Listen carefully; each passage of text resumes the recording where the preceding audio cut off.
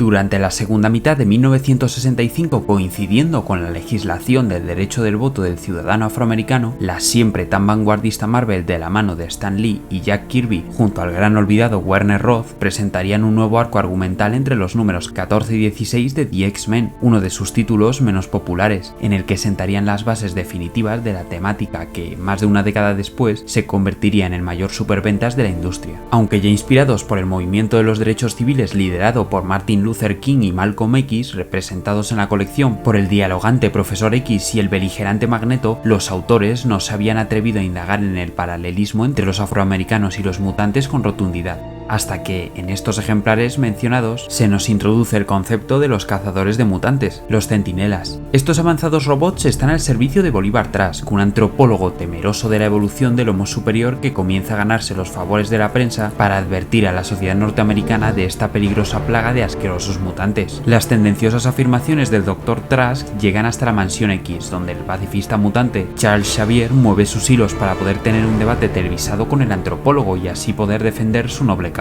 Pero la retransmisión no es más que una mera teatralización para que Trask, aparte de reafirmar sus mensajes, muestre al mundo una invención que dejaría a los más extremistas miembros del clan como siempre aficionados del odio. Un puñado de robots centinelas aparecen por primera vez en las viñetas para intentar apresar a los alumnos del Profesor X, los repudiados héroes conocidos como la Patrulla X. Esta trama además no se limitó luego a presentar peleas del equipo contra los androides, sino que en varias viñetas continuó exponiendo el pavor en la gente de a pie que le tenían a estos extraños seres con poderes de nacimiento, aunque también mostraban algo de esperanza a través del amor incondicional de los padres de Bestia hacia él. Pero la colección fue perdiendo el foco tras la marcha de sus dos creadores, y este interesante y diferencial punto de vista que le habían dado a los X-Men pareció olvidarse para intentar convertir este desdichado título en otra serie de superhéroes del montón, hasta que a finales de la década y gracias a Roy Thomas y Neil Adams, los centinelas volvieron a la palestra para intentar volver a acabar con todos los mutantes conocidos hasta aquel entonces. Pero no mucho después de aquellos números que llegaron demasiado tarde, la serie se canceló. Ya a mediados de los 70, la editorial relanzó la colección con un equipo mucho más variopinto internacional, que funcionó como manifiesto para recuperar la esencia más pura de los mutantes y su alegoría de la represión racial. Chris Claremont y Dave Cockrum trajeron una vez más a los centinelas de regreso, que interrumpían la Navidad de los nuevos alumnos de Charles. Pero luego la colección tomó un rumbo diferente, enfocado en la aventura espacial que convirtió a The Uncanny X-Men en el mejor nuevo cómic del mundo. Todo culminó con la célebre saga de Fénix Oscura, donde Claremont, ahora junto a John Byrne, habían puesto al título mutante en otra estratosfera con respecto al resto de títulos contemporáneos. A inicios de los 80 no había revista que se pudiera comparar a esta, pero habían dejado el listón tan alto que lo lógico era dudar de cómo iban a poder superarse ahora. La inspiración, como siempre había ocurrido en la Casa de las Ideas, se encontraba en las calles de Norteamérica. Una inspiración que se manifestaría de una forma similar a como lo hizo con Stan y Jack, cuando estos se atrevieron a abordar aquellos temas de represión al diferente por miedos y prejuicios que, lastimosamente aún hoy en día, siguen contagiando a la sociedad. Claremont y Byrne decidieron retomar la esencia más pura de la Patrulla X, para poder enseñar a sus lectores unos valiosos valores humanos, mediante la recordada historia de días del futuro pasado.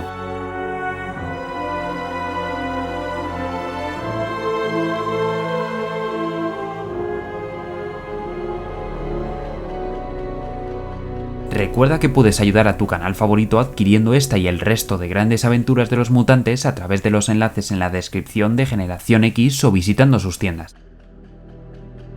Mientras la imposible Patrulla X triunfaba mes a mes con la conclusión y las consecuencias de la saga de Fénix Oscura, los estadounidenses eran partícipes de la campaña presidencial de 1980 que culminaría con la elección del candidato republicano y actor Ronald Reagan. En parte, la aplastante victoria del 40º presidente de los Estados Unidos fue provocado por el incesante apoyo mediático de asociaciones ultraconservadoras como Mayoría Moral, que, a través de telepredicadores de la nueva derecha cristiana, abogaban por restablecer el modelo tradicional de la familia y sus valores morales más puros que acompañarían la revolución conservadora del gabinete del presidente, llegando incluso a inmiscuirse en el sistema educativo buscando fomentar el peso de la religión predominante en las aulas. El fin de reestructurar estos valores familiares tradicionales tenía como objetivo revertir los turbulentos años de inconformismo y contracultura con lo que los jóvenes de las 2 décadas anteriores habían deteriorado la nación. Una contracultura en la que había surgido la era Marvel de los cómics, cuyos tebeos reflejaban mes a mes el sentir del pueblo norteamericano y se alimentaba de primera mano del impacto de cada uno de los hechos relevantes que surgían en el país.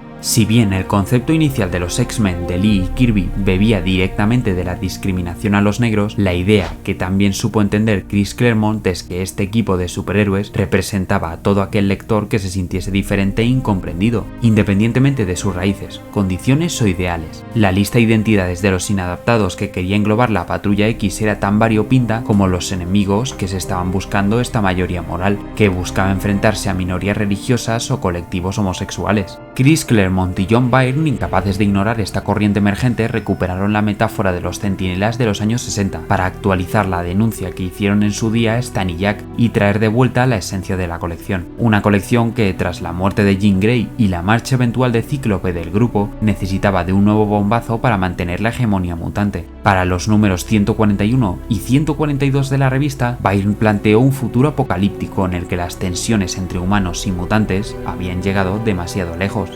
En el distópico año de 2013, la Gran Manzana se ha convertido en una pocilga ruinosa.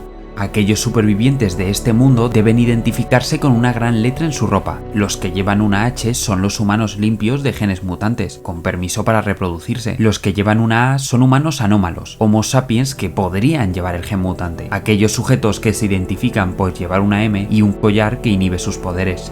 Los mutis que aún no tienen su nombre labrado en una piedra están confinados en un recinto vigilado permanentemente por centinelas. Allí sobreviven Tormenta, Kitty Pryde, su marido Coloso, Franklin Richards, último representante de los Cuatro Fantásticos, su mujer Rachel y un demacrado Magneto. Un día Kitty regresa al campo de concentración después de recibir una pieza de metal por parte de Logan, que se mantiene merodeando por los alrededores sin ser detenido. Ese objeto que le ha dado Lobezno servirá a Franklin para construir un aparato que neutralice los collares inhibidores, para que su pareja telépata Rachel pueda ejecutar un plan que llevan tiempo ideando: hacer viajar en el tiempo la mente de uno de ellos para detener los acontecimientos que desembocaron en esta realidad desoladora. Kitty, que en 1980 acababa de ingresar como la alumna más joven de la escuela del Profesor X, será la elegida. Su mente se traslada al 31 de octubre de ese año, el día en el que el mundo cambiará para siempre. En la sala de peligro, después de pasar su primera prueba, la adolescente se desmaya, asustando a la patrulla. Estos la llevan al laboratorio donde despierta, pero soñando diferente. Abraza a Rondador Nocturno como si no lo hubiera visto desde hace varios años. Tormenta se extraña y Logan, de pronto, la nota con un olor diferente.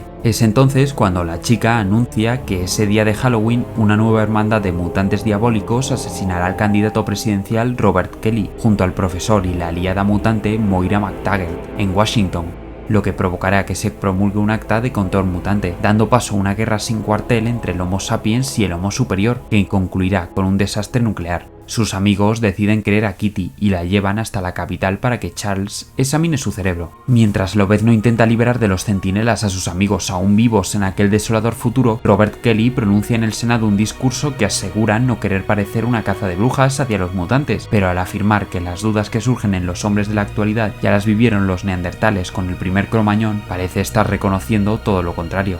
Poco después de que la patrulla entre en el recinto y Charles conozca telepáticamente la situación de Kitty, una explosión interrumpe a Kelly. La perversa cambiaformas mística responde al senador diciendo que todos saben lo que el Cromañón le hizo en Neandertal, y junto a Destino, Avalancha, Pyros y Blob se lanza por el político. Los X-Men combaten contra sus hermanos mutantes para intentar evitar el inevitable destino. Kitty busca al senador para protegerlo a toda costa, mientras Mística se hace pasar por una guardia de seguridad para raptar a Charles y Moira. Mientras, en el futuro, los mutantes supervivientes intentan acceder al edificio Baxter, sede central de los centinelas, para inutilizarlos, mas ambas peleas no salen como esperaban. En 1980, los destrozos que provocan ambos bandos del Homo superior parecen darle la razón a los antimutantes, mientras que en 2013 los héroes caen, uno a uno. Mientras Lobezno y Tormenta mueren en el futuro, en el pasado discuten por los métodos del violento canadiense. Rachel protege en el mañana el cuerpo de Kitty para darle más tiempo, mientras la niña defiende en el ayer al senador, que es apuntado por una ballesta portada por Destino. Ese es el instante decisivo en la línea temporal. Mientras Mutante y Hombre discuten como si uno fuera a convencer al otro, Kitty piensa qué hacer. No hay tiempo. debe intervenir para cambiar el curso de las eras. Así que, con sus poderes de intangibilidad y cuando Destino aprieta el gatillo, la chica atraviesa el cuerpo de la villana, consiguiendo desviar mínima pero exactamente la flecha para que Robert Kelly sobreviva. En ese momento en el que se han cambiado por completo los eventos futuros, la mente de Kitty vuelve a ser la de 1980. La libertad parece haber ganado la batalla, pero un mes después, en la Casa Blanca, un puñado de hombres de poder se reúne para dar con una solución a la plaga mutante.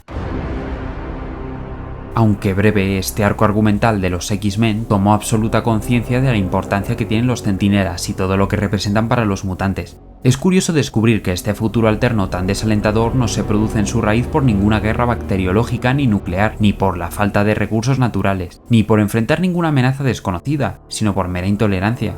Y es que esa es la clave de los grandes relatos de la Patrulla X cuando están en la Tierra. Podrán enfrentar a Magneto, a toda la hermandad o amenazas extraterrestres, y contra todo ello podrán combatir, podrán vencer, pero jamás podrán erradicar el miedo a lo diferente. Incluso en encuentros entre superhéroes como Secret Wars, los Vengadores repudian a los mutantes, tan solo por el hecho de haber nacido con habilidades extraordinarias. Es evidente la comparativa de nacer como un homo superior a nacer siendo de otro color de piel que la mayoría de las personas que vivan en ese mismo lugar, venir de otra nación, a no convertirse sexualmente en lo que se espere de alguien o a tener alguna enfermedad o condición congénita. Y ha sido siempre desde su inicio muy valiente por parte de los autores marvelitas atreverse, aunque sea mediante dioses en mayas, a visibilizar al socialmente marginado, independientemente de la razón, y enfrentarlos contra uno de los sentimientos más primitivos y naturales de todo ser vivo, el miedo. Porque Días del Futuro Pasado al final habla sobre el miedo al diferente y a las propias inseguridades de un individuo, manifestadas en un odio hacia lo desconocido. Y este relato nos enseña de forma bastante extrema, hay que decir, aunque lamentablemente cierta en algunos momentos de la historia, en qué se puede transformar ese miedo si uno no lo afronta para no dejar de ver al mutante como algo distinto y no como un igual en esencia, aunque indudablemente existan diferencias. Pero esta aventura reflexiona que no toda una etnia, especie en este caso, son malvados porque existan los mutantes diabólicos o Magneto campe a sus anchas, que en cada grupo de personas iguales cada uno tiene su identidad, sus virtudes y habilidades especiales y defectos, y aunque en ningún bando creado ni son todos malos como la Hermandad, ni son todos buenos como los Hombres X. Cada uno es único, cada uno es libre de vivir y actuar de la forma que se considere o siente oportuna para él, fuera de los extremos y dentro de la moralidad. Y eso no tiene por qué ser algo negativo, siempre que ese alguien sea feliz y viva y deje vivir. Esa enseñanza, que es la clave de Días del Futuro Pasado, fue expandida no mucho después por Claremont, ahora junto a Brent Eric Anderson en la aclamada novela gráfica Dios ama, el hombre mata. En ella, Chris toma como punto de partida aquellos telepredicadores extremistas mencionados con anterioridad, que, tras la entrada de Reagan a la Casa Blanca, reforzaron sus convicciones y mensajes. Aquí, de nuevo y evidentemente, los perseguidos son los mutantes. Ahora no son robots sin alma los que dan caza al homo superior, sino que son personas que creen estar haciendo un bien para su comunidad, sin pensar que a quienes maltratan, aterrorizan y asesinan como un lobo a un rebaño de ovejas son personas como ellos. Este cómic muestra mucha más violencia que cualquier otro de la serie regular, dándose la libertad de encrudecer exageradamente el entorno. Es como si lo estuviéramos leyendo desde la perspectiva de Magneto, que en esta historia se muestra más extremista que nunca. Tal vez porque deban igualar la sangre fría que destila el reverendo William Stryker a lo largo de todo el relato. Un hombre que justifica su cruzada con el argumento de que en la Biblia no se habla de los mutantes y por lo tanto no son una creación del Señor, sino una broma de mal gusto del diablo. Un diablo que según él relaciona con el aspecto del rondador nocturno, a quien señala y juzga en público sin conocerlo. Para los lectores muestran al bueno de Kurt, católico, para más Inri, siendo siempre el más inocente y bonachón de todos los héroes, para probar que los puntos de Stryker no tienen fundamentos.